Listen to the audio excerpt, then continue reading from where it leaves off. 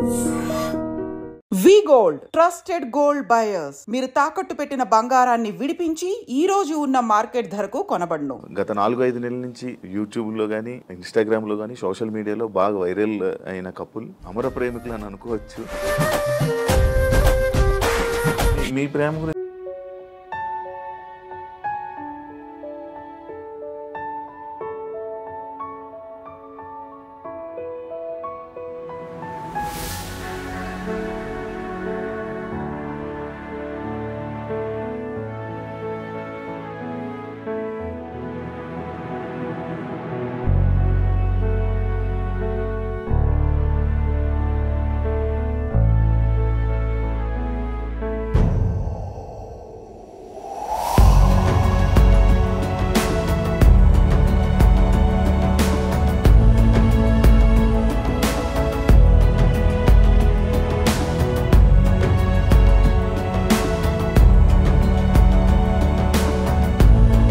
చాలా మందికి ఇన్స్పిరేషన్. అభిమానమే కాంట్రవర్సీ అంటారు. ఈ ఏజ్లో ఇలాంటి టైంలో మీరు ఒక 10 మందికి అలా కాదు, ఇంట్లో ఉండాలి, ఏ కష్టం వచ్చినా నిలబడాలి అని చెప్పలే కానీ ఇలా చేయడం ఎంతవరకు కరెక్ట్?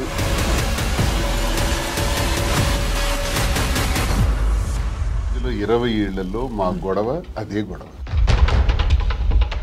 కానీ ఈ టైంలో కూడా ఇది ప్రజల్లోకి రావడం కరెక్ట్. 100 మెట్లు దిగే నేను ఆమెకు అంగీకరించాను.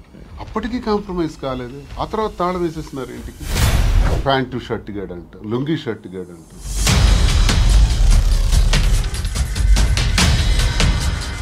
మీ ఎక్స్ హస్బెండ్తో నేను ప్రాబ్లమ్స్ ఏం లేవా మీకు? ఫ్యామిలీకి ప్రిఫరెన్స్ కంటే తను ఎక్కువ మిమ్మల్ని నమ్మి ఓట్లు వేయడానికి కానీ, లేకపోతే ఎవరైతే జనాలు ఉన్నారో వాళ్ళ మాటలను మీరు పట్టించుకుంటారా? సొసైటీకి సార్ మీ బిజినెస్లు అన్నీ వదిలేసారా? అన్ని లాగేసుకున్నారు. 61 కోట్లు లాస్. కొన్ని వీడియోస్ మీ డ్యాన్స్ సంబంధించిన వీడియోస్ కొన్ని సోషల్ మీడియాలో వైరల్ అవడం జరుగుతుంది. అది మీరేనా? పిల్ల సైనిక్ గారు ఉంటారు కదా, బచ్చగాళ్ళు. ఆ బచ్చగాళ్ళు ఇక అమ్మాయిని బయటికి లాగాలి పెళ్లి చేసుకుని. మందు పెట్టి ఇలా చేయడం వల్ల, లేకపోతే ఈ ఏజ్ లోనే ఆయనకి అవసరం. ఎవడైతే క్వశ్చన్ అడిగాడో వాడు.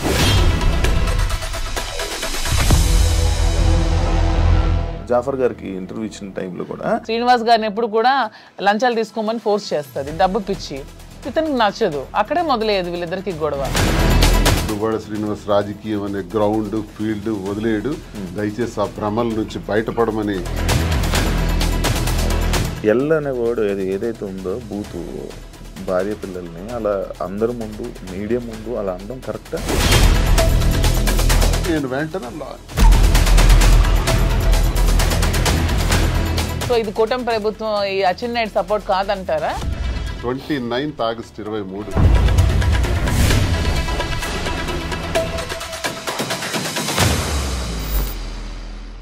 హాయ్ హలో నమస్తే, నేను మీ anchor Shiva. Welcome to iDream media. ఈ పాటికే నా ముందున్న గెస్ట్లు ఎవరో మీకు అర్థమైపోయి ఉంటుంది ప్రోమో చూడడం వల్ల. గత 4-5 నెలల నుంచి యూట్యూబ్లో కానీ, ఇన్స్టాగ్రామ్లో కానీ, సోషల్ మీడియాలో బాగా వైరల్ అయిన కపుల్ అమర ప్రేమికులు అని అనుకోవచ్చు. మాధురి గారు అండ్ దువ్వాడ శ్రీని గారు ఈరోజు మనతో ఉన్నారు. వాళ్ళిద్దరితో మాట్లాడి మనకు తెలియని విషయాలు తెలుసుకునే ప్రయత్నం అయితే ఈరోజు చేద్దాం. హాయ్ అండి, ఎలా ఉన్నారు? హాయ్ సార్, ఎలా ఉన్నారు? బాగున్నారా? ఫిబ్రవరి 14th వస్తుంది వ్యాలంటైన్స్ డే. దాని గురించి కూడా నేను లాస్ట్లో ఒక చిన్న ఇది ఉంది మీ ఇద్దరికి, దాని గురించి కూడా మాట్లాడదాం. హ్యాపీయా? Very very happy. మంచిగా ఆనందంగా ఉన్నారా? సంతోషంగా? ఆల్వేస్. ఎటువంటి ప్రాబ్లమ్స్ ఏం లేవా? ఏం లేదు. ఇద్దరు కలిసి ఉండడం స్టార్ట్ చేశాక ఎలాంటి మార్పులు చూసుకున్నారు మీ ఇద్దరు? చేంజెస్ గడిచిన జీవితంలో నేను ఏదైతే కోల్పోయాను అంటే, రాజకీయంగా చాలా అగ్రెసివ్గా, ముక్కుసూటిగా ఎంతటి వ్యక్తి గురించి అయినా సరే పదునైన మాటలతో మాట్లాడటం అలవాటు. ప్రజల పక్షాన పోరాటం అలవాటు. 25 ఏళ్ళుగా 18 సంవత్సరాలు అపోజిషన్ పాత్ర. అపోజిషన్లో కూడా ఉద్యమాలు, కేసులు, జైళ్ళు, 62 రోజుల పాటు జైలు జీవితం కూడా గడిపాను. ఇన్ని గడిపిన నాకు, ప్రజా జీవితాన్ని గడిపిన నాకు, ఎన్నికల్లో కూడా పోటీ చేసిన నాకు ఇంట్లో మాత్రం కొంచెం ఇబ్బంది ఉండేది మానసికంగా. మానసిక ప్రశాంతత లేదు. ఈర్ష్య, అసూయ, ద్వేషాలు, ఆధిపత్య పోరు మధ్యలో నలిగిపోయేవాడిని. సరే కుటుంబం కదా, ఇవన్నీ దిగమింగుకోవాలి, భరించాలి అని తగ్గే ఆలోచించేవాడిని. కానీ అది పరిధులు దాటి ఇంటి విషయం బయటికి తీసుకురావటం జరిగింది మా ఇంట్లో. అది కార్యకర్తల వరకు, ప్రజల వరకు, ఆఖరికి అధిష్టానం వరకు, ఆఖరికి నా క్యారెక్టర్ అసాసినేషన్ చేసేంత వరకు. ఇలా వచ్చేటప్పుడు కొన్ని ఒంటరితనాన్ని నేను ఎదుర్కోవాల్సి వచ్చింది. ఇంటికి తాళం వేసేసుకోవడం, ఇబ్బందులు పెట్టేటప్పుడు మేమే రాజకీయాల్లోకి తీసుకొచ్చినటువంటి మా కుటుంబం నుంచి ప్రోత్సహించి మహిళల్లోనూ మంచి గౌరవం ఉన్నటువంటి సర్వీసెస్ ఎన్నో సొసైటీలో చేస్తున్నటువంటి మరి మాధురి లాంటి అమ్మాయి ఉంటే పార్టీకి బలం అవుతుందని తీసుకురావడం జరిగింది. తీసుకొచ్చిన తర్వాత ఆమె పనిచేసుకొని వెళ్తున్నటువంటి తీరులో భాగంగా మా కుటుంబం నుంచే పలు విమర్శలు ఎదుర్కొంటూ చాలా ఇబ్బందులు పడాల్సి వచ్చింది. ఏ తప్పు లేనప్పటికీ, ఏ వ్యవహారం మా మధ్యలో లేనప్పటికీ కూడా మా ఇద్దరిని కలుపుతూ మా ఇంటి నుంచే దుష్ప్రచారం స్టార్ట్ అయింది.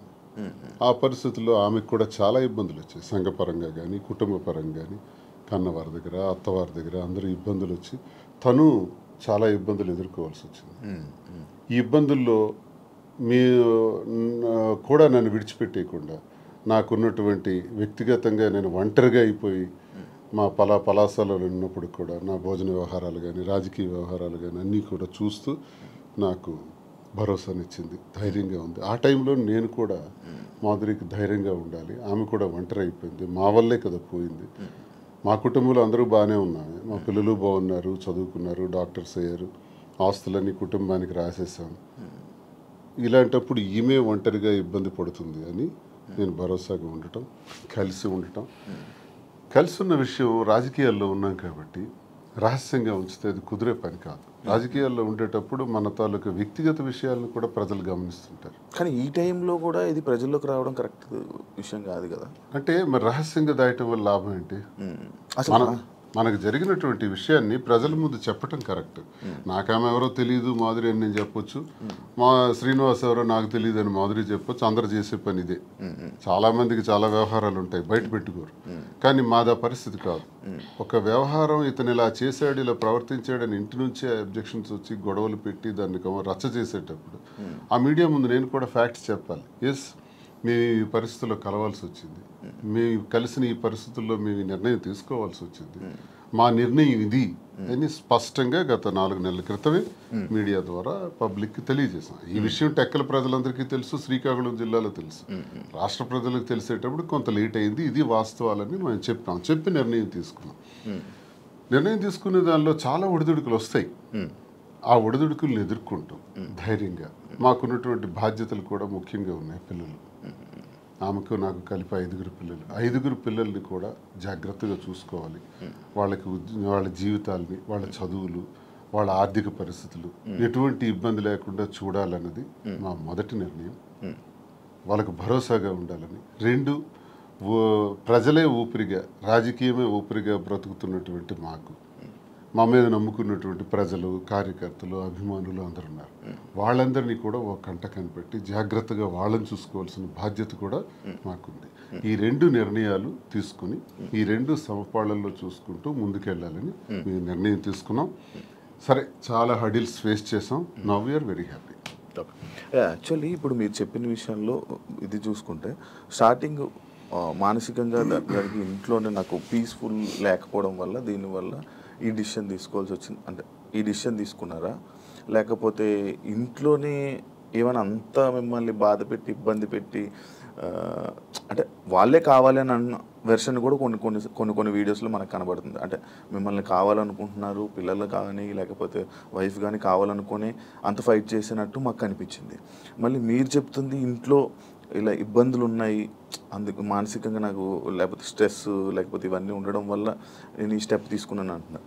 అంటే ఈ ఏజ్లో ఇలాంటి టైంలో మీరు ఒక 10 మందికి అలా కాదు, ఇంట్లో ఉండాలి, ఏం కష్టం వచ్చినా నిలబడాలి అని చెప్పలే, కానీ ఇలా చేయడం ఎంతవరకు కరెక్ట్ అనేది ఆడియన్స్. ఎంతోమంది జీవితాలకు ఎన్నో గొడవలు ఇలాంటివే నా దగ్గరికి వస్తే సర్దుబాటు చేసి సరిచేసి పంపినవాడిని. ఎన్నో కుటుంబాలను లైనప్ చేసేవాడిని. అది లైనప్ చేసే దానిలో ఆర్థిక ఇబ్బందులు ఉన్నా సరే వాళ్ళకి తోడ్పడి నిలబెట్టినటువంటి పరిస్థితి. నాకే ఇటువంటి పరిస్థితి వస్తాయి. ఇప్పుడు కుటుంబం అన్నాక, వివాహ జీవితం అన్నాక ఎన్నో సమస్యలు వస్తాయండి. ఆ సమస్యలన్నింటిని ఎదుర్కొనే ముందుకు అడుగు వెయ్యాలి. అదే కుటుంబ జీవితం అంటే, అదే వివాహ వ్యవస్థ అంటే. ఇవన్నీ బాగా తెలిసిన వాళ్ళని. కానీ నా పరిస్థితి ఏంటంటే ఆధిపత్య పోరు. ఇప్పుడు ఫర్ ఎగ్జాంపుల్ ఎమ్మెల్యేగా నేను పోటీ చేస్తుంటాను, ఆ టికెట్ నాకు కావాలి. వ్యాపారాల్లో పీక్స్కుంటాను, ఆ వ్యాపారం నా పేరున ఉండాలి. ఇదొక విచిత్రమైన కోణం అనమాట. కుటుంబం గురించి జరిగే చర్చ కాదు, ఆధిపత్యం గురించి జరిగే చర్చ. భర్త అయితే ఏంటి, భార్య అయితే ఏంటి అనుకుంటే గొడవే లేదు. ఉదాహరణకు రాజశేఖర రెడ్డి గారితో నేను అడుగులు వేశాను. విద్యార్థి దశ నుంచి ఆయనతోనే నా జీవితం ప్రారంభమైంది. నాకు జిల్లాకు కూడా పరిచయం చేసిన దువ్వాడ శ్రీనివాసన్ రాజశేఖర రెడ్డి గారు. సార్తో అంత చనువుగా ఉండేవాళ్ళం. పాదయాత్ర గట్టిగా ఆర్గనైజ్ చేశాను. ఆ పాదయాత్రలోనే హరిశ్చంద్రపురంలో నువ్వు పోటీ చేయి ఎర్రన్నాయుడికి వ్యతిరేకంగా నాకు టికెట్ కూడా డిసైడ్ చేసేసాను. చేసినప్పుడు సరేలేని ఇంకా నేను ఆ బిజీలో ఉంటుండగా వాణి తండ్రి రాజశేఖర రెడ్డి గారి దగ్గరికి వెళ్ళి ఆ టికెట్ మాకు ఇవ్వాలి, లేదంటే మేము ఇండిపెండెంట్గా వేస్తాం. అప్పుడు రాజశేఖర రెడ్డి గారు స్టేట్లో నా ఒక్కడికి ఒక బ్లాంక్ బీఫామ్ ఇచ్చారు. నీ పేరు రాసుకుంటావో, నీ వాణి పేరు రాసుకుంటావో నీ ఇష్టం, కానీ ఏదైనా జరిగితే నిన్నే నేను అడుగుతా, ఎలక్షన్ గురించి నీతోనే మాట్లాడుతూ, you are the in charge of the constituency అన్నారు. సరే ఆ బాధ్యత అప్పచెప్పారు సార్ అని నేనేం చేశానంటే డి వాణి అని పేరు రాసి ఇచ్చాను. అది 2004 సంవత్సరం, ఇది 2024 సంవత్సరం. ఈ ఎన్నికల మధ్యలో 20 ఏళ్లలో మా గొడవ అదే గొడవ. ఆ గొడవ వల్ల మాకు మనశ్శాంతి ఉండేది కాదు ఇంట్లోకి అడుగు పెట్టంగానే. నేను చిత్తడి నేలల కోసం, రైతుల కోసం, మత్స్యకారుల కోసం, స్వదేశీ మత్స్యకారుల కోసం ఒక 7-8 సంవత్సరాలు ఉద్యమాల్లో ఉండేవాడిని. ఆ ఉద్యమాల్లో నా మీద కేసులు, 18 కేసులు, 62 రోజులు జైలు జీవితం, నా మీద ఫైరింగ్ ఆర్డర్స్, ఇదంతా ఒక జీవితం. వీటన్నింటికి కూడా ఇంట్లో నుంచి సపోర్ట్ ఉండేది కదా. జైల్లో ఉండేటప్పుడు కూడా నన్ను పరామర్శించడానికి కూడా వచ్చే పరిస్థితి ఉండేది కాదు. ఇవన్నీ అనుభవించినా నా గుండెల్లోనూ దాచుకున్నాను. లాస్ట్కి మాధురేనే అమ్మ. ఇప్పుడు 28 ఏళ్ల నా జీవితంలో, 25 ఏళ్ల నా రాజకీయ జీవితంలో ఎప్పుడు నా దగ్గరికి మహిళలు రాలేదా? నేను ఎప్పుడైనా ఎవరితోనైనా అసభ్యంగా ప్రవర్తించానా? ఎవరితోనైనా అసభ్యంగా బిహేవ్ చేయలేదు కదా. మరి ఎందుకు ఇప్పుడే వచ్చింది నా మీద? ఎప్పుడు లేనిది ఇప్పుడే ఎందుకు క్రియేట్ చేశారు? కేవలం ఇది రాజకీయంగా వాడుకోవాలి, అంటే నన్ను బదనాం చేయాలి. అంటే మీ ఇద్దరు రిలేషన్లో ఉన్నారని ఫస్ట్ రూమర్ స్టార్ట్ చేశారా? మీకు లేకపోయినా కూడా తను రాజకీయంగా వచ్చింది, నేను రాజకీయంగా ఉన్నాను. ఓకే, ఇలా వస్తున్న వాళ్ళందరి మీద రూమర్స్ క్రియేట్ చేసేయచ్చా? అది ఇంట్లో నుంచి క్రియేట్ అయితే ఎంత పెద్ద సమస్య అవుతుంది. అది తప్పని చెప్పకుండా ఒకటి టికెట్ కోసం ప్రాధాన్యత, టికెట్ కోసం ఒక ప్రయత్నం. ఈ ప్రయత్నాలు నేను ఎలా తట్టుకోవాలి? పిల్లల్ని అల్లారు ముద్దుగా పెంచి, గుండెల మీద పెంచి, ఒక స్థాయికి తీసుకొచ్చి, కుటుంబాని కోసం తలగ్గి, ఆఖరికి టికెటే కదా కావాలి. అధిష్టానాన్ని నేను రిక్వెస్ట్ చేసా, టికెట్ ఆమెకి ఇచ్చేయండి అన్నాను. నేనే తగ్గిపోయాను. అప్పుడు వాణికి అధిష్టానం ద్వారా టికెట్ నేనే ప్రకటింపజేశాను.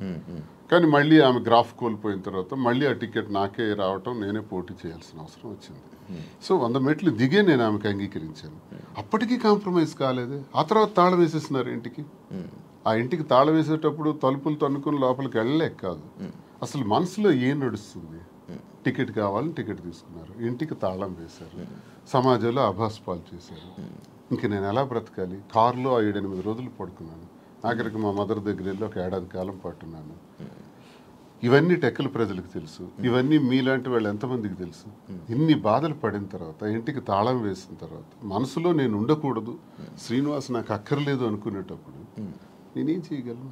అలాంటిది ఎలక్షన్ తర్వాత కూడా ఇంటి మీదకి వచ్చి, ఇంటి మీద కూడా గొడవ పెట్టి, అక్కడ నేను టెంపరీగా కట్టుకుని ఇంటి మీద, నువ్వు ఇక్కడి నుంచి పోవాలి. కోరికలు ఏంటంటే టెక్కల నుంచి బయటకు పో, ఎక్కడైనా ఉండు, మాధురితో ఉంటావో ఇంకెలా ఉంటావో నాకు అనవసరం, టెక్కల్లో మాత్రం నువ్వు ఉండటానికి వీల్లేదు.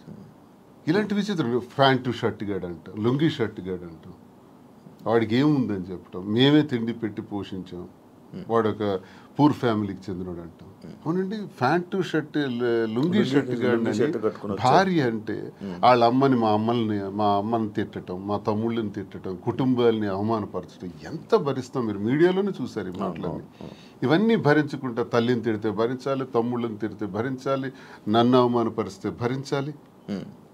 ఇవన్నీ భరించుకుంటానే ఉన్నాను 28 ఏళ్ళు పిల్లల కోసం. కానీ మరి తనది రహస్యంగా ఉంచలే. అది 4 వాల్స్ మధ్య సెటిల్ అయ్యింటే నిజంగా ఆ అభిమానంతో భర్తే కావాలని తను అనుకుని ఉంటే మాధురి ఇంట్లో ఉండేవారు, నేను నా ఇంట్లో ఉండేవాడిని. కథ ఇంతవరకు వచ్చి ఉండేది కాదు. పరిస్థితులు ప్రభావాలే మమ్మల్ని ఇంతవరకు తీసుకొచ్చిన ఈ పరిస్థితుల్ని మనం రహస్యంగా ఉంచుకోకూడదు, ప్రజలకు చెప్పాలి. ప్రజలకు వాస్తవాలను తెలియజేస్తే వాస్తవాల ద్వారా వాళ్ళు మంచి చెడులను గ్రహించి ప్రజలే దేవుళ్ళని నమ్మిన నేను ప్రజలకు ఇవి నేను తెలియజేస్తే వాళ్ళే మనకు అగ్రభాగాన్ని కూర్చోబెట్టగలరు, లేదా అధోపాతాళానికి తొక్కేయగలరు. ప్రజలకు ఆ శక్తి ఉంది. కాబట్టి ప్రజలకే చెప్తే నాకు న్యాయం జరుగుతుందని నేను నమ్మి ప్రజలకు మేమిద్దరం కూడా వాస్తవాలు తెలియజేస్తాం. ప్రజలు మా పరిస్థితికి ఇలా ఉండడానికి మా ఈ పరిస్థితులు ప్రభావాలే కారణం. ఆ కారణం నేను ఒంటరి, తను ఒంటరి, రోడ్డు మీద నిలబడాల్సిన పరిస్థితులు వచ్చేటప్పుడు ఒకరికొకరు భరోసాగా నిలబడ్డాం. ఆ భరోసా ప్రేమగా మారింది. ఓకే, మీరు అప్పటికి ఒంటరిగా ఉండేవాళ్ళ, మీ హస్బెండ్ గారు ఉండేవాళ్ళ విన్నాను? లేదు, పాలిటిక్స్కి వచ్చిన తర్వాత కొద్ది రోజుల తర్వాత ఏవి డిస్టర్బెన్సెస్ వల్ల నేను కొంచెం ఒంటరిగా ఉండడం జరిగింది. ఓకే, ఈయన గురించి ఒంటరిగా ఉండడం స్టార్ట్ చేశారు లేకపోతే? లేదు, ఆవిడ వలన నేను నా ఫ్యామిలీకి దూరమే ఒంటరిగా ఉండటం జరిగింది. మీ ఎక్స్ హస్బెండ్తో ఏం ప్రాబ్లమ్స్ ఏం లేవా మీకు? ప్రాబ్లమ్స్ అంటూ పెద్దగా లేవు, కానీ డిస్టర్బెన్సెస్ అంటూ ఉన్నాయి. అంటే తను ఎప్పుడు ఫారెన్లోనే ఉంటారు, తను ఎప్పుడు ఇండియాకి రావడానికి ఇష్టపడేవారు కాదు. నాకు ఫారెన్కి వెళ్ళడం ఇష్టం లేదు, నాకు ఎప్పుడు ఇండియాలో ఉండటం ఇష్టం. సో మేము ఎంత రిక్వెస్ట్ చేసినా వచ్చేవాళ్ళు కాదు. ఫ్యామిలీకి ప్రిఫరెన్స్ కంటే తను ఎక్కువ మనీకి ప్రిఫరెన్స్ ఇచ్చేవాళ్ళు. మేము చాలాసార్లు అడిగాం, ఇలా నాకు లోన్లీగా ఉండడం ఇష్టం లేదు, మీరు వచ్చి ఫ్యామిలీతోనే ఉండండి అని. తను ఒప్పుకునే వాళ్ళు కాదు. సో అలా మా మధ్యన డిస్టర్బెన్సెస్ పెరిగాయి. వాని వల్ల ఇంకొంచెం పెరిగి ఇంక సెపరేట్ అవుదామని నిర్ణయించుకున్నాం. ఓకే, మీ ఇద్దరు కలవడానికి రీజన్ ఎవరు, అసలు ముఖ్య కారణం ఎవరు? అంటే మీ ఇద్దరు పరిస్థితులు ప్రభావాలు అవసరం. పరిస్థితులు ప్రేమ కాదా? ప్రేమ కూడా పరిస్థితుల వల్ల మేము కలిసిన తర్వాత మా మధ్యలో ప్రేమ మొదలైంది. ఓకే, ఆ ప్రేమ కోస్తా ఎక్కువైంది. పలాసలో నేను ఉండేటప్పుడు ఎలా పోతే నాకెందుకు, నా కుటుంబ రాజకీయాల్లో తీసుకెళ్లి నన్ను స్పాయిల్ చేశారు, నా క్యారెక్టర్ అసాసినేషన్ చేశారని వాళ్ళ ఇంట్లో తను ఉండిపోవచ్చు, లేకపోతే తను నిర్ణయం తీసుకోవచ్చు. ఇంకా నన్ను పాపం ఒంటరిని చేస్తారు, ఆయన వెళ్ళి పలాసలో ఉన్నాడు, ఎలా భోజనం చేస్తున్నాడు, ఎక్కడికి వెళ్తున్నాడు, ఆయన కార్లు ఏంటి, ఆయన మనుషులు ఏంటి, ఆయన ఎక్కడ ఉండాలి, ఇవన్నీ చూడవలసిన అవసరం తనకేంటి? ఏంటి అవసరం? నాకేమైనా ఆస్తులు ఉన్నాయా, అంతస్తులు ఉన్నాయా, లేదా పవర్ ఉందా, లేకపోతే ఏముందని చెయ్యాలి. కానీ అక్కడ ఏంటంటే ఒక తోటి మనిషిగా అభిమానం చూపించింది. నేను ఇబ్బందుల్లో ఉండేటప్పుడు నా కోసం ఇంత బాధ్యత వహించినటువంటి అమ్మాయిగా, తను నష్టపోతూ నా కోసం నిలబడినటువంటి అమ్మాయిగా నాకు కూడా ఒక ఏ ప్రేమనైతే కోల్పోయినాను జీవితంలో, ఆ ప్రేమ నేను ఆమె దగ్గర పొందాను. సో ఇది నేను అనుకుంటాను గత జన్మ సుకృతం. ఏది కూడా ఊరికే రాదు, జన్మల అనుబంధం అది కంటిన్యూషన్ వస్తుంది. గత జన్మలో అక్కడ తాగింది ఇప్పుడు ఇక్కడతో కంటిన్యూ అవుతుంది. అని మీరు గత జన్మలో కూడా మనిషిగా వచ్చారంటారా? ఇప్పుడు రెండు ఉంటాయి సార్. కృష్ణ పరమాత్ముడు చెప్పినట్టు కర్మ సిద్ధాంతం ఒకటి ఉంటుంది. ABCD గత జన్మలో నేర్చుకున్నాం అనుకోండి, EFGHL ఎక్కడి నుంచి స్టార్ట్ చేస్తాం. అంటే ఈ నుంచి ఎలా స్టార్ట్ చేస్తామంటే ABCD గత జన్మలో నేర్చుకున్నటువంటి ఆ కంటిన్యూషన్ అనేది ఈ జన్మకు ఉంటుంది అన్నది ఖచ్చితంగా గత జన్మ సుకృతాలు, గత జన్మ వ్యవహారాలే ఈ జన్మ కొనసాగింపుగా ఉంటాయని కృష్ణ పరమాత్ముడు చెప్పింది, గీతలో కూడా చెప్పినటువంటిది. అది ఒకవైపు నమ్మితే అది నిజం. నేను కర్మ సిద్ధాంతాన్ని నమ్ముతాను కాబట్టి అది నిజం. లేదు సైంటిఫిక్గా వెళ్ళామనుకోండి, ఇట్స్ ఎ కెమికల్ రియాక్షన్, రసాయనిక చర్య. మనిషికి మధ్యన జరిగినటువంటి ఆలోచనలు, కలయికలు, ఆ పరిస్థితుల ప్రభావాలు బట్టి ఒక మనిషి మీద ఒక మనిషికి ఆకర్షణ, కోపము, వ్యతిరేకత, రకరకాల భావాలు ఎందుకు కలుగుతాయంటే రసాయనిక చర్యల వల్లే కలుగుతాయి. అలా అని కూడా అనుకోవచ్చు. సైన్స్ ఎప్పుడైనా కలగొచ్చు అంటారా? కలగచ్చు అంతే. ఏ మనిషి ఎప్పుడు ఎలా మారుతారో, ఎప్పుడు శత్రువులు అవుతారో, ఎప్పుడు మిత్రులు అవుతారో, ఎప్పుడు ఏ రకంగా మారుతాం అన్నది ఇదంతా మనిషికి మధ్యన ఉండేది కెమికల్ బ్యాలెన్స్. అది ఇంబ్యాలెన్స్ అయితే ఇంకో రకంగా మారుతాం, వైలెంట్ గా మారుతాం. సైన్స్ ప్రకారం లేదు, కర్మ సిద్ధాంతం ప్రకారం వెళ్తే గత జన్మ సుకృతం. ఏదనుకున్నా మాది కెమిస్ట్రీ పరంగా చూసుకుంటే, సైన్స్ ప్రకారం చూసుకుంటే రసాయనిక చర్య, లేదు కర్మ సిద్ధాంతం ప్రకారం చూసుకుంటే గత జన్మ సుకృతం. ఓకే, మాధురి గారు, మీరు ఇద్దరు కలిసి ఉండడం స్టార్ట్ చేశాక మీలో ఉన్న మార్పులు ఏం చూసారు మీ జర్నీ? అంటే ఏ ఒంటరితనంతో నేను బాధపడ్డాను, ఏ ప్రేమ తక్కువై నేను సఫర్ అయ్యాను. మీకు కూడా ప్రేమ తక్కువైంది ఇంట్లో? మరి ఇద్దరు వేరే వేరేగా, ఒకళ్ళు ఫారెన్ లో ఒకళ్ళు ఇండియాలో ఉంటే ప్రేమ తక్కువ ఉంటుంది. వైఫ్ అండ్ హస్బెండ్ అంటే దగ్గరగా ఉంటాయి కదా బాండ్ అనేది. అంటే లాంగ్ డిస్టెన్స్ లవ్ స్టోరీస్ అని ఇప్పుడు రీసెంట్ గా బాగా వైరల్. నాకు అలాంటివి నచ్చవు. కొంతమంది ఒక్కొక్క స్టోరీస్ నచ్చుతారు. మీకు లాంగ్ డిస్టెన్స్ స్టోరీస్ నచ్చవు. స్టోరీ లేదు. నాకు మాత్రం నా పక్కనే హస్బెండ్ ఉండాలనే ఫీలింగ్ తో ఉన్న అమ్మాయి నేనైతే మొదటి నుంచి ఉన్నాను. సో నాకు ఏ రోజైతే నేను శ్రీనివాస్ గారితో నా లైఫ్ స్టార్ట్ చేస్తానో నా జర్నీ, అప్పటి నుంచి నాకు హ్యాపీనెస్ కానీ మీరు అన్నట్టు నా ఒంటరితనం పోయి నాకు అంటూ ఒక తోడు దొరికింది. హ్యాపీగా ఉన్నాను. నన్ను వదిలే ఏ రోజు కూడా ఎక్కడికి ఇంతవరకు ఈ 4 yearsలో ఎప్పుడు ఎక్కడికి పోలేదు. ఎప్పుడు నాతోనే ఉంటారు. ఎక్కడికి వెళ్ళినా ఇద్దరం కలిసే ట్రావెల్ చేస్తాం. ఏ పనైనా ఇద్దరం కలిసే చేస్తాం. ఈవెన్ ఎలక్షన్ క్యాంపెయిన్ కానీ ఎక్కడికి వెళ్ళాలని అన్ని ఇద్దరం కలిసే చేస్తాం. నాకు చాలా హ్యాపీగా ఉంది. నేను కోరుకున్న జీవితం నాకు దొరికినట్టు అనిపిస్తుంది. మీ ఇద్దరి మధ్యన హ్యాపీగా ఉండొచ్చు, కానీ సొసైటీ కానీ లేకపోతే మిమ్మల్ని నమ్మి ఓట్లు వేయడానికి కానీ లేకపోతే ఎవరైతే జనాలు ఉన్నారో వాళ్ళ మాటలను మీరు పట్టించుకుంటారా? సొసైటీకి మా వల్ల వచ్చిన ఇబ్బంది ఏంటి నాకు అర్థం కాదు. అంటే మీరు ఏం చూపిద్దామని అనుకుంటున్నారు? ఏం చూపిద్దాం? ఒక హస్బెండ్ తో డిఫరెంట్ ఒక అమ్మాయి, ఒక వైఫ్ తో డిఫరెంట్ అబ్బాయి కలిసి ఇంకొక పెళ్లి చేసుకుంటున్నాం. దానికి ఇంకేం చూపించాలనుకుంటున్నారు ఎవరైనా? దీంట్లో ఏం చూపిద్దాం అని మీరు అనుకుంటున్నారు? ఎందుకు మీరందరికీ మీకు ఇది నెగిటివ్ కనిపిస్తుంది? నాకు నా హస్బెండ్ తో డిఫరెన్సెస్ ఉన్నాయి, ఇతనికి ఈమె వైఫ్ తో డిఫరెన్సెస్ ఉన్నాయి. సో మా ఇద్దరం కలిపి ఒకటయ్యాం. దానిలో తప్పే ఉంది. ఎంతమంది సెకండ్ మ్యారేజ్ చేసుకోవట్లేదు, 3 4 పెళ్లిళ్ళు చేసుకుంటున్నారు. మేము 2వ పెళ్లి చేసుకున్నాం. దీంట్లో ఎందుకు అంత చెప్పకుండా చేసుకుంటున్నారు? 3 పెళ్లిళ్ళు 4 పెళ్లిళ్ళు చేసుకుంటున్నారు. పెళ్లిలో ఒక ప్రెగ్నెంట్లు చేస్తున్నారు, పిల్లల్ని కనేస్తున్నారు, వదిలేస్తున్నారు, వీధిని పడేస్తున్నారు. మేము అవేమీ చేయలేదు. మేము మాకు డిఫరెన్సెస్ ఉన్నాయి, వీళ్ళకి డిఫరెన్స్ ఉన్నాయి. మా పబ్లిక్ చెప్పాం, మా ప్రజలకు చెప్పాం, మా ప్రజలకు చెప్పే మేము మొన్న ఎలక్షన్ చేసాం. ఎలక్షన్లో నేనే దగ్గరుండి చేశాను. వాళ్ళకి అన్ని నా గురించి తెలుసు. మా ఇద్దరిని దగ్గరుండి చేసాం. మా పిల్లల్ని చూసుకున్నాం. వీళ్ళ పిల్లలు పెళ్లి చేస్తారు, వీళ్ళ పిల్లలు సెటిల్మెంట్లు చదివించుకున్నాం. మేము గాలికి వదిలేదు కుటుంబాలకి. వీళ్ళ కుటుంబానికి ఆస్తి మొత్తం ఇచ్చేస్తున్నాడు, రోడ్డు మీదకి వచ్చారు. నేను నా తల్లిదండ్రుల ఆస్తితో నేను ఉన్నాను. నేను హస్బెండ్ నుంచి ఇంతవరకు నేను ₹1 కూడా నేను తీసుకోలేదు ఇంతవరకు. నేను నా పిల్లలకి కానీ నాకు కానీ నా పేరెంట్స్ నాకు ఏమైతే నాకు ఆస్తి నాకు వచ్చిందో ఆ యాన్సిస్ట్రల్ ప్రాపర్టీస్ మాత్రమే నేను నాకుతో పెట్టుకున్నాను. మీ ఎవరికి మేము ఏం బాధ పట్టుకున్నా, ఎవరికి ఎందుకు మేమేం దీనివల్ల ఎవరై సఫర్ అయ్యేది ఏముంది? తిరిగి పైగా మా కార్యకర్తలు మా ప్రజలు మీరు వచ్చి మైక్ పెట్టండి చాలా చాలా హ్యాపీగా ఉన్నారు. ఎందుకంటే శ్రీనివాస్ గారి ఇంటికి వెళ్ళినప్పుడు ఏదైతే వాళ్ళకి లోటు ఉండేదో, అంటే వాణి సరిగ్గా చూసుకునేది కాదు, ఈవెన్ మంచినీళ్ళు కూడా ఇచ్చేది కాదు. హస్బెండ్కే చూడదు ఆమె, ప్రజలకి ఏం చూస్తుంది. ఇప్పుడు అదేమీ లేదు. నేను ప్రతి ఒక్క కార్యకర్తకి బాగా చూసుకుంటానని వాళ్ళకి నమ్మకం కలిగి నా దగ్గర రావడం స్టార్ట్ చేశారు. నాతో ట్రావెల్ చేస్తున్నారు, నన్ను అభిమానిస్తున్నారు, ఆదరిస్తున్నారు, నన్ను అమ్మలాగా చూసుకుంటున్నారు అందరూ కూడా. ఇప్పుడు 22లో ఈ గొడవ స్టార్ట్ అయింది. 24లో నేను ఎమ్మెల్యే పోటీ చేశాను. నా మీద పోటీ చేసి గెలిచినటువంటి అచ్చెన్నాయుడు రాష్ట్ర తెలుగుదేశం పార్టీ అధ్యక్షుడు ఎన్నికల ముందు ఏం చెప్పాడు? రాష్ట్రంలో హైయెస్ట్ మెజారిటీ నాదే, అబౌట్ 70,000 ఓట్స్ అన్నాడు. నిజానికి కూటమి ప్రభుత్వంలో ఎవడు నామినేషన్ వేసినా 40,000, 50,000, 60,000తో గెలిచారు. మా జిల్లాలోనే 4 ఎమ్మెల్యేలు కొత్తోళ్ళు, మొక్కం తెలియనోళ్ళు కూడా, ధర్మాన ప్రసాద్ లాంటి వ్యక్తి మీద కూడా 3 రోజుల ముందు వచ్చి నామినేషన్ వేసి 54,000 మెజార్టీతో గెలిచాడు. మరి అచ్చెన్నాయుడు ఎంతో గెలవాలి? కనీసం 70తో గెలవాలి కదా. 30, నా 73,000 ఓట్లు. ఇవన్నీ తెలిసి ప్రజలు నాకెందుకు ఇంకా నైతికంగా బలంగానే ఉంచారు. నైతికంగా అచ్చెన్నాయుడు ఓడిపోయినట్టే. కిందోళ్ళందరికి ఒక్క 15 రోజుల ముందు వచ్చిన వాళ్ళందరికి కూడా 40,000, 50,000 మెజారిటీలు వచ్చి నీకేం 30,000? అంటే ప్రజలే 1,000 వ్యతిరేకించుంటే అచ్చెన్నాయుడికి 70,000 రావాలి కదా.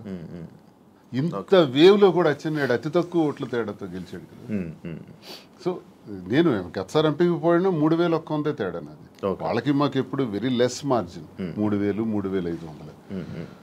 సో వీడు ఇలాంటోడు సంఘ వ్యతిరేకమైన పని చేసాడు, కొట్టండి అనుకుంటే నాకు 20-30,000 ఓట్లకి తగ్గి కుదించేసి ఆయనకు 1,00,000 మెజారిటీ ఇవ్వచ్చు. జరగల ఇంత వేవ్లో కూడా. అదే మాకు ప్రజలు. అయినా పర్సనల్ లైఫ్ ని ప్రైవేట్ లైఫ్ కి ఏంటి సంబంధం అండి? ఇది మా ఫ్యామిలీస్ మధ్యలో ఉన్న డిస్టర్బెన్సెస్ తో మేము ఒకటే. పర్సనల్ లైఫ్ ప్రైవేట్ రహస్యంగా ఉంటూ అబద్ధాలు ఎవడైతే ఆడతాడో వాడు దొంగ.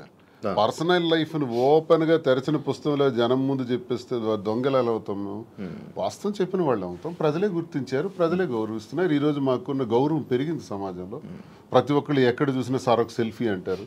కార్లు ఓవర్టేక్ చేసుకుని పరిగెట్టుగా స్పీడ్గా వచ్చి ఫోటో కావాలని అడుగుతున్నారు. డాక్టర్స్, ఇంజనీర్లు, పెద్ద పెద్ద ఎంప్లాయీస్, ఉన్నత స్థాయి వాళ్ళు, పోలీస్ ఆఫీసర్స్, పెద్ద పెద్దోళ్ళు కూడా.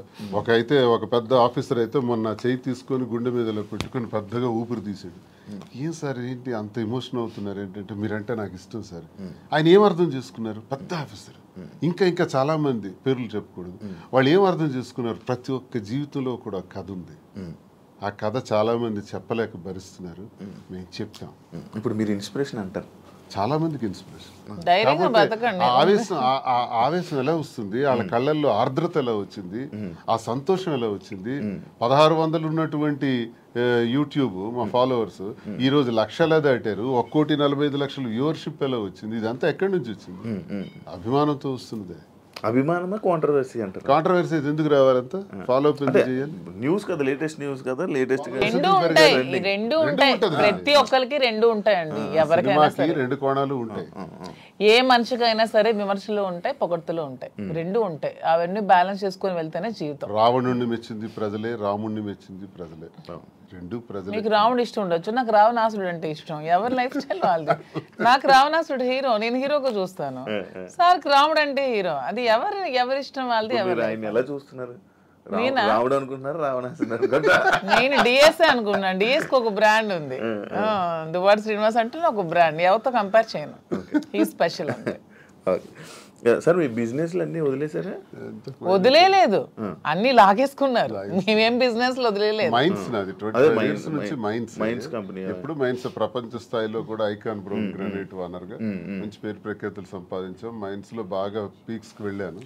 ఈ గవర్నమెంట్ ఉంటే ఒకలాగా, లేకపోతే రిజల్ట్ రోజు ఈవినింగ్ లాగేసుకున్నాం. 4వ తారీఖు ఎన్నికల ఫలితాలు వచ్చాయంటే ఆ సాయంత్రం కల్లా నా మైనా ఒక్కసారి కొట్టి పంపించేశారు. ఈ రోజు వరకు పెర్మిట్స్ ఇవ్వట్లా. 61 కోట్లు లాస్ సడన్ గా గవర్నమెంట్ రావటం వల్ల, కూటమి ప్రభుత్వంలో అచ్చెన్నాయుడు వీళ్ళు టార్గెట్ పెట్టారు. సరే ఇవన్నీ చేస్తుంటారు వాళ్ళు, భరిస్తారు. శ్రీను గారు అంత మైనింగ్ కంపెనీలు అలాంటి పెద్ద పెద్ద బిజినెస్లు చేసిన మీరు రీసెంట్గా చీరలు బిజినెస్లోకి తీసుకొచ్చేసారని చెప్పి కామెంట్స్ కామెంట్స్. దానికి బిజినెస్, సారీస్ బిజినెస్ కాదా? ఏదైనా బిజినెస్ ఏనండి. దానిలో కామెంట్ చేయడానికి ఏముంది? ఇప్పుడు శ్రీనివాస్ గారు ఎప్పుడు మైన్స్ బిజినెస్, తను ఫస్ట్ నుంచి కూడా.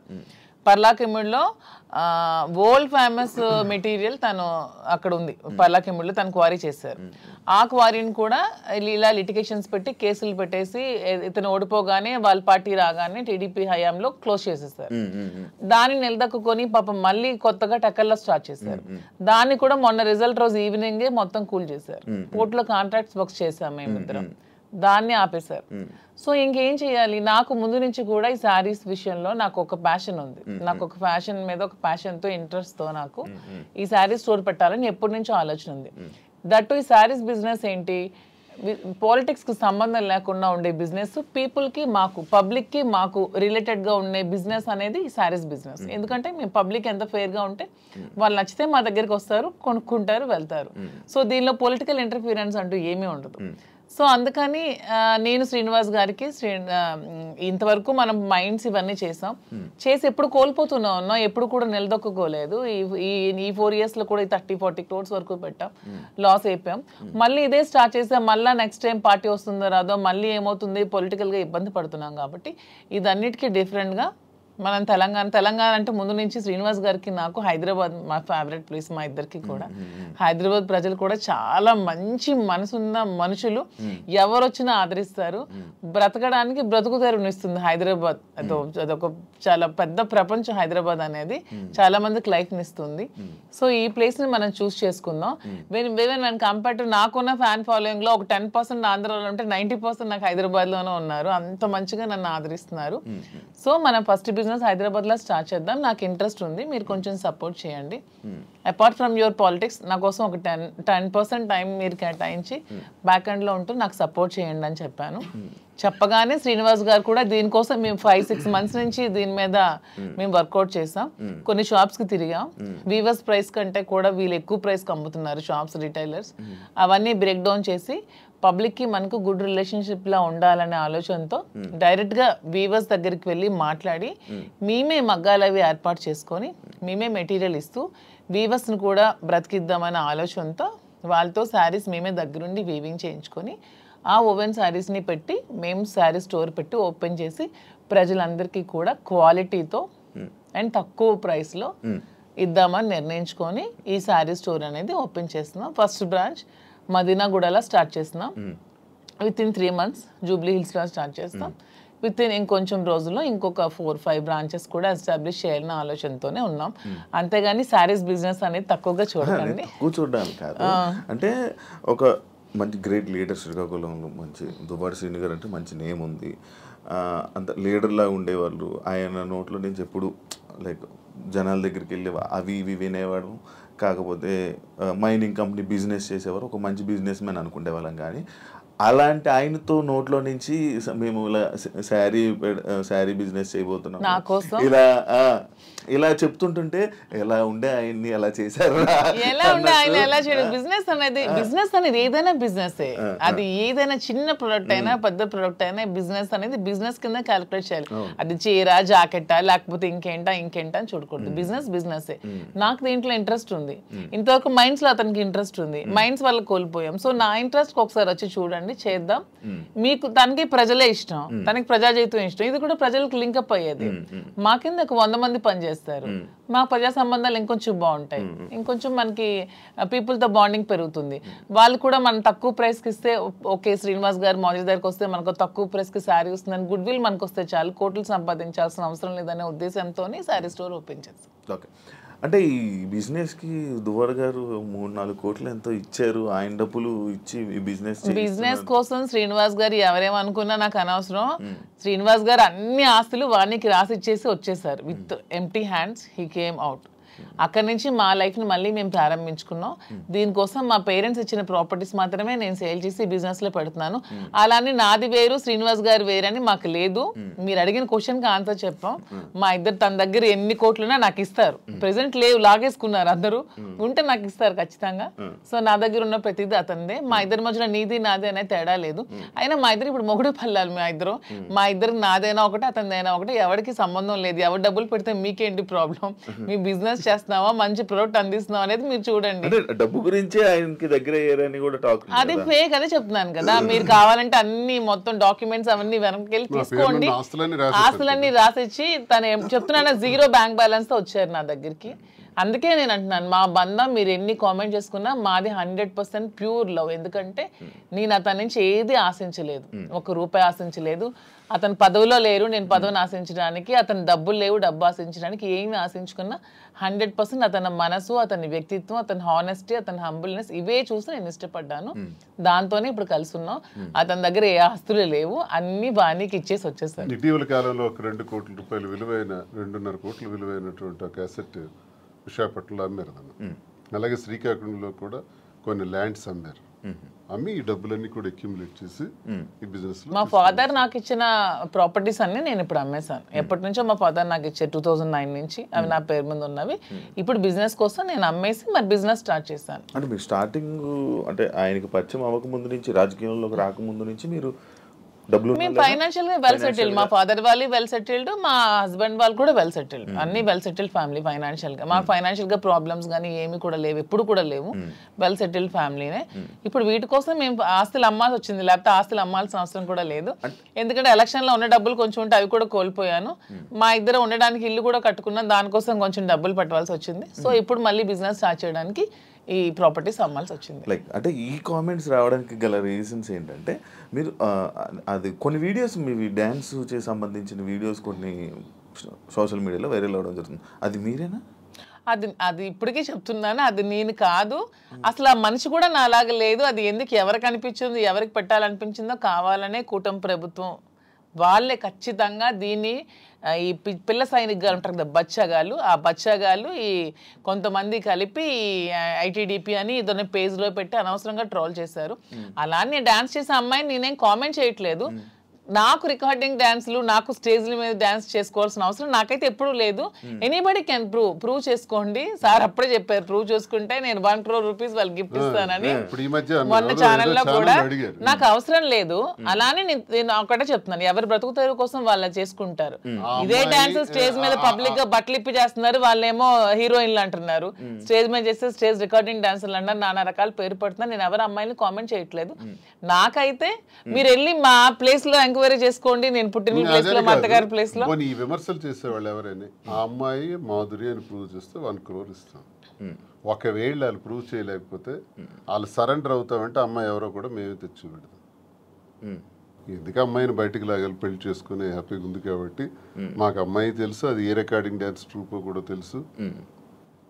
కానీ అలాగ అమ్మాయినే మాధురి అని చూపించిన వాళ్ళకి నేను అంటున్నాను 1 crore మీకు బహుమానం కింద ఇస్తాను, దయచేసి అది ప్రూవ్ చేయండి అంటున్నాను. అంటే చీప్ ట్రిక్స్ ప్లే చేయడం, ట్రోల్ చేసి ఎందుకు అలా ట్రోల్ చేయాల్సిన అవసరం ఏముందో నాకు అర్థం కాదు. అలా చేస్తే ఏమొస్తుంది? అంటే ఇప్పుడు మాధురికి నాకు మేము ఒక మనసుతో ఉన్నాం కదా, మరి అలా చేస్తే ఏమొస్తుంది మీకు? ఎవడా చేసేవాడు? రికార్డింగ్ డాన్స్ చేసే అమ్మాయిని పెళ్లి చేసుకుని, రికార్డింగ్ డాన్స్ అమ్మాయిని ఓవర్సీని పెళ్లి చేసుకుని నీకేంటి నొప్పి? పెట్టినోడికి ఏంటి నొప్పి? అలాగైతే మీరు డాన్స్ చేసి మీరే ఒప్పుకున్నట్టు. నేను కాదు కదా, నేను ఒప్పుకోవడానికి అమ్మాయి నేను కాదు. నేనైతే నిజంగా నేను ఒప్పుకుంటాను. I'm very bold and straight forward. నేను ఒప్పుకుంటాను. If it is me I will agree. నేనే అదా, నేను డాన్స్ చేసిన వీడియోస్ చాలా ఉన్నాయి, నేను పెట్టుకుంటున్నాను కదా. నేనే పెట్టుకుంటాను. నేను అది కానప్పుడు నేను ఎలా ఒప్పుకుంటాను? అలానే అదే అంటున్నాను, ఒకవేళ డాన్స్ చేసిన అమ్మాయినే దువ్వాసం చేసుకుంటే మీకేంటి పెయిన్? అమ్మాయి మాత్రం అమ్మాయి కాదా, ఆడపిల్ల కాదా? ఎందుకు అంత ట్రోల్ చేయాల్సిన అవసరం ఏముంది? అంత నెగిటివిటీ స్ప్రెడ్ చేయాల్సిన అవసరం ఏముందని అడుగుతున్నాను నేను. ఒకవేళ ఆ అమ్మాయే మాధురి అని ప్రూవ్ చేయాలనుకుంటే 1 crore బహుమతి ఇస్తాం, తీసుకురండి అంటున్నాం. ఎవరైతే వచ్చారో వాళ్ళకి. అంటే ఇప్పుడంటే ఏ జనరేషన్ వచ్చేసింది, ఫేసులు మార్పిడి ఇది. ఆ వీడియో చూస్తే అప్పుడెప్పుడు 2003 వయసు ఎంత తెలుసు? ఏమంటే నాకు ఇప్పుడు 34 years అండి. 2000 అన్న ఏజ్ ఎంత ఉంటది? ఓకే, ఆ వీడియో ఎప్పుడుదే ఉంటుంది? చాలా ఓల్డ్. నేను 2000 అన్న ఏజ్ ఎంత ఉంటుంది చెప్పండి? 2005 లో నేను 10th. నాకు ఎంత ఏజ్ ఉంటుంది? నాకు 2010-11. అప్పుడు నేను ఎంత పిల్లని ఉంటాను? నా అమ్మాయి అంత డాన్స్ నేను ఎలా చేయగలను? కొంచెం నా పోనీ అట్లీస్ట్ నా చిన్నప్పుడు ఫోటోలు ఏవో చూపిస్తే మీకు తెలుస్తుంది. ఎప్పుడో మాదిరి చూపిస్తున్నారు కదా. అట్లీస్ట్ 2005 లో నేను 10th. పోనీ అప్పుడు నాతో చదువుకున్న వాళ్ళకి తెలుస్తుంది కదా. ఏదో మీలాంటి వాళ్ళు నమ్మాలి, ఎవరు తెలియని వాళ్ళు. తెలిసిన వాళ్ళకి ఏంటో తెలుసు. చెప్తున్నా అంటే మీరు చూస్తే ఎలా అనిపిస్తుంది? అలాగే నాకెక్కడ అనిపించట్లేదు, మా వాళ్ళకి ఎవరికి అనిపించట్లేదు. మీకు ఎలా అనిపిస్తుందేమో మరి, మాకైతే తెలియదు. మా అందరికీ తెలుసు, ఎవరు మా జిల్లా అందరికీ తెలుసు అది నేను కాదని. ఇంక మిగతా వాళ్ళు నమ్మితే నమ్మొచ్చేమో కానీ ప్రతి ఒక్కరికి తెలుసు. ఇంక నమ్మినా నమ్మకపోయినా పర్వాలేదు, నేను అనుకున్నా కూడా ఐ డోంట్ కేర్ అంటున్నాను. పోనీ అమ్మాయి కూడా డాన్స్ బాగా చేస్తుంది అనుకుంటే అనుకోండి, దానిలో ఐ డోంట్ కేర్. శ్రీకాకుళం నుంచి వచ్చిన ఒక క్వశ్చన్, ఒక పాయింట్ ఏంటంటే, మాధురి గారు శ్రీని గారికి మందు పెట్టి ఆయన దాన్ని ఏదో అంటారు, ఆయన వలలో వేసుకుని వలలో వేసుకుని వలలో బుట్లో పెట్టుకున్నది ఆ టైపు. సరే, మందు పెట్టి ఇలా చేయడం వల్ల, లేకపోతే ఈ ఏజ్ లోనే ఆయనకి అవసరం ఏంటి? సరే ఓకే, ఎవడైతే క్వశ్చన్ అడిగాడో వాడికి ఒకటి అడుగుతున్నాను. మందు పెట్టి శ్రీనివాస్ దగ్గర నేనేం తీసుకోవాలో చెప్పండి అని అడుగుతున్నాను. డబ్బుందా? లేదు. పోనీ అట్లీస్ట్ ఏజా? లేదు. ఇప్పుడు డబ్బు లేదు కానీ స్టార్టింగ్ లో ఆయన దగ్గర డబ్బు ఉండేది. నేను వచ్చినప్పుడు ఏం లేదు. 2022లోనే ఇచ్చేసారా మీరు? ముందు నుంచి వాళ్ళ ప్రాపర్టీస్ అన్ని ఉన్నాయి. ఏ రోజు కూడా నేను 1 రూపీ కూడా తీసుకోలేదు. తన పేరునే ఉన్నాయి, తర్వాత మిగతా రాసేసారు. రీసెంట్ గా 4 నెలల క్రితం జాఫర్ గారికి ఇంటర్వ్యూ ఇచ్చిన టైంలో కూడా she saying everything false allegations అండి. నాకేం రాసి ఇవ్వలేదు, నాకు అసలు ఏం లేదు, ఆయన ఇలా దూరం ఉండి ఇలాగా ఇల్లు ఇచ్చేసాను, ఈ ఇల్లు ఇచ్చేసాను అని చెప్తున్నారా తప్ప నాకు ఎటువంటి ప్రాపర్టీ ఏమి ఇవ్వలేదు. ఆ ఫ్యాక్టరీ రాసేసిన డాక్యుమెంట్స్ ఉన్నాయి. ఎన్నికలకు ముందే, ఎన్నికలకు 20-25 days ముందే రాసేసాను. అన్ని నా పేరున ఏదైతే ఉన్నాయో నా పేరున మీరు ఇవి తీయండి. మా ఎఫిడవిట్ వేస్తాం కదా, ఎమ్మెల్యేగా పోటీ చేసినప్పుడు ఎఫిడవిట్ లో ఏ అసెట్స్ ఉన్నాయో మీకు తెలుస్తాయి. ఆ అసెట్స్ ఈ రోజుకి నా పేరున ఉంటే you can anybody can challenge. ఈ రోజు ఆ అసెట్స్ నా పేరున ఉండాలి కదా. మొన్న నా పేరున ఎఫిడవిట్ లో ఎమ్మెల్యేగా పోటీ చేసినప్పుడు ఉండే అసెట్స్ ఇప్పుడు ఎందుకు లేవు? ఏమైనా అసెట్స్ తన పేరున ఉన్నాయో లేదో ఒకసారి వెరిఫై చేయండి, తెలుస్తుంది. ఎవిడెన్స్ ఉంటుంది కదా ప్రతిదానికి. అదే ఆ కామెంట్ పెట్టినోడికి అడుగుతున్నాను. శ్రీనివాస్ గారిని మందు పెట్టి తీసుకోవడానికి ఏముంది? సరే, మీరు ఇప్పుడు అన్ని ఆస్తులు రాస్తారు కదా, ఇప్పుడు అన్ని ఆస్తులు రాసేసి ఉన్నానని చెప్తున్నారు కదా, మరి ఇప్పుడు అన్ని ఆస్తులు రాసాక నా ఆస్తులు అమ్మి పెట్టి ఉండాల్సిన అవసరం నాకేముంది? వాడు ఎవడైతే కామెంట్ పెట్టాడో వాడికి 2 క్వశ్చన్స్ అడుగుతున్నాను. ఒకటి, ఆస్తుల కోసమే తీసుకొని ఉంటే అతని ఆస్తులన్నీ వదిలేసి వచ్చాక నా ఆస్తులు అమ్మి అతని దగ్గర ఉండాల్సిన అవసరం ఏముందని ఎవడైతే కామెంట్ పెట్టాడో వాడికి అడుగుతున్నాను. ఇంకొకటి పాయింట్, మీ మహేష్ ఎక్స్ హస్బెండ్ ఎవరైతే ఉన్నారో ఆయన స్టార్టింగ్ లో వచ్చారు ఏంటి దానికోసం ఇప్పుడు నేను చెప్పి నేను అరిగిపోయాను అతను చెప్పిన కామెంట్స్ కోసం. స్టార్టింగ్ లో వచ్చారు, ఈ మధ్య అసలు కనిపించట్లేదు. ఏమైనా డబ్బులు ఇచ్చి వాళ్ళని ఆయన్ని మేనేజ్ చేశారు? డబ్బులు ఇచ్చి మేనేజ్ చేయడానికి they are well settled family. వాళ్ళు ఆర్థోడాక్స్ ఫ్యామిలీ, రిచ్, టెక్కలకే రిచ్ వాళ్ళు. వాళ్ళ ఫాదర్ ఎవరు అడిగినా చెప్తారు, వాళ్ళ ఫాదర్ టెక్కల్లోనే రిచెస్ట్ ఫ్యామిలీ. వాళ్ళ ఫాదర్ కి 100 acres ఉండేవి. మనకంత స్థితిలో ఏమీ లేము. ఫస్ట్ లాయర్ శ్రీకాకుళం డిస్ట్రిక్ట్ మొత్తానికి మొదటి లాయర్ అతనే. హైకోర్టు నుంచి జడ్జెస్ కూడా వచ్చి అతనికి సన్మానం చేశారు. అతను ఇప్పుడు ఎక్స్పైర్ అయ్యారు. కానీ రిచెస్ట్ ఫ్యామిలీ వాళ్ళు. తలగాములు ఇప్పటికీ వాళ్ళకి ల్యాండ్ అసెట్స్ అన్నీ ఉన్నాయి. వాళ్ళకి ఏం డబ్బులు అవ్వాల్సిన అవసరం లేదు. తను చక్కగా మెరైన్ చీఫ్ ఇంజనీర్ జాబ్ చేసుకుంటున్నాడు, హ్యాపీగా ఫారెన్ లో ఉన్నాడు. 1 రూపీ కూడా వాళ్ళకి ఇవ్వాల్సిన అవసరం. తప్పు మేము ఇలా ఉన్నదానికి వాళ్ళ ఫ్యామిలీని బ్లేమ్ చేయకూడదు, అది చాలా తప్పు. వాళ్ళ ఫ్యామిలీ చాలా మంచి ఫ్యామిలీ. వాళ్ళేం ఫైనాన్షియల్ గా మా దగ్గర ఏముందని మీ వాళ్ళకి ఇవ్వడానికి? ఇప్పుడు మ్యూచువల్ అండర్స్టాండింగ్, మేము మ్యూచువల్ కన్సెంట్ తోనే మేము విడిపోయాం. మా దగ్గర ఏముంది మీ వాళ్ళకి ఇవ్వడానికి? ఇప్పుడు ఎవరు చేయాల్సిన అవసరం లేదు. వాళ్ళు అమ్ముతున్నాం, అదే ఆస్తులు బిజినెస్ కోసం అమ్ముతున్నాం. చాలా వరకు అమ్మాలి, పెట్టుబడులు చాలా ఎక్కువ అవసరం కదా, కొంచెం భారీగానే చేయాలనుకుంటున్నాం కాబట్టి బిజినెస్. సో అందుకని వాళ్ళని తప్పు పట్టడం అనేది చాలా తప్పు. వాళ్ళని ఎవరైతే కామెంట్ చేస్తారు దేవుడు కూడా క్షమించుడు అలా అంటే, అది చాలా తప్పు. వాళ్ళని ఇందులో లాక్కూడదు.